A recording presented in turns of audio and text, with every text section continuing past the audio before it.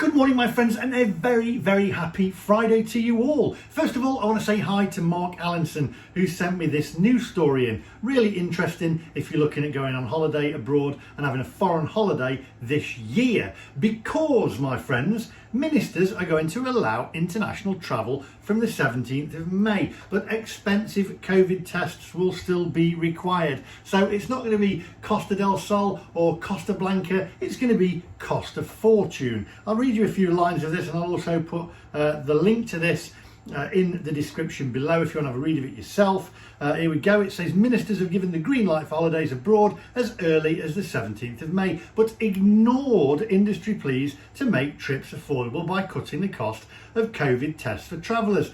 Plans drawn up by a task force under Transport Secretary Grant Shapps will use a traffic light system to divide destinations into green, amber and red zones based on the infection risk, which is what we did a video about the other day. With even arrivals from the safest countries, this is the bit that you need to listen to, with even arrivals from the safest countries required to take a test before departure and a PCR test after arrival at a cost of as much as £200. Now this is going to get expensive, especially for the working class like myself who's got a family. It can be costly. It's going to get costly, all these tests on top of your holiday as well. We all know that holidays are going to go up slightly because the holiday companies need to make the money back. Of course they do, otherwise they're not going to be around, and we don't want that. But all this on top of it, this is taking it a step too far. The move means that travel is likely to be affordable initially only to the well-heeled or those with pressing needs to go abroad, such as for a family reunion. Details of the countries on each of the lists will not be revealed until early May, with industry eyes focused on whether the US, France and Spain will win the coveted green status.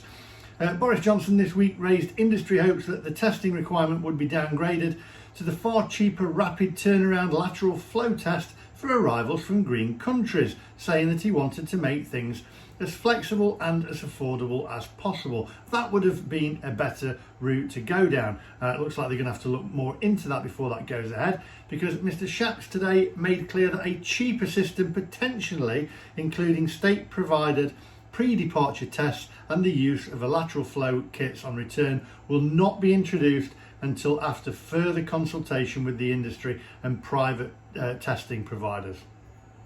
So it goes on, as I say, I'll put the link to this in the description below, but it looks like it's going to be a costly affair if you've got a larger family. I mean, £200 still a lot of cost for one person. That's adding on to the cost of your flight and your hotel as well. Restrictions will be formally reviewed on 28th of June to take account of the developing domestic and international health picture, and again no later than the 31st of July and 1st of October.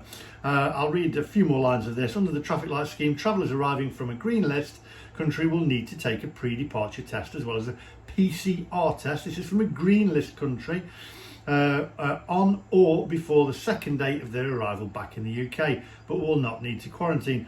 This is not just costly, this is also more hassle on top of your holiday. You've paid for your holiday, you don't want all this hassle, you want to be able to go abroad and enjoy it. So we need the faster testing kits in place so that we can go abroad without paying a fortune, because as I say, it's going to be Costa Fortune and not Costa del Sol or Costa Blanca. I'll put the link to this in the description below. As I say, though, there is light at the end of the tunnel. It just seems to be that the journey to that light is going to be a costly one at the moment. And as I say, for families, it's just not acceptable at all. It's too much money.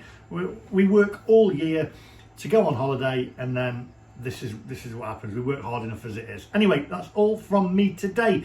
Remember though, stay positive, my friends. We can stay positive. There is a light at the end of the tunnel. We get in there. it's just a few hurdles along the way. I thought I'd bring you that story. Thank you very much there, Mark Allinson, who sent that in to me, a viewer of the channel. I think he watches every day. Thanks, Mark. If you see anything of any interest like that, send it in to me at ukmacmaster@gmail.com and or pop it in the description below. Pop some links in the description below. Have a great weekend, my friends. Stay safe, stay positive, and I'll see you guys in the next one. Goodbye.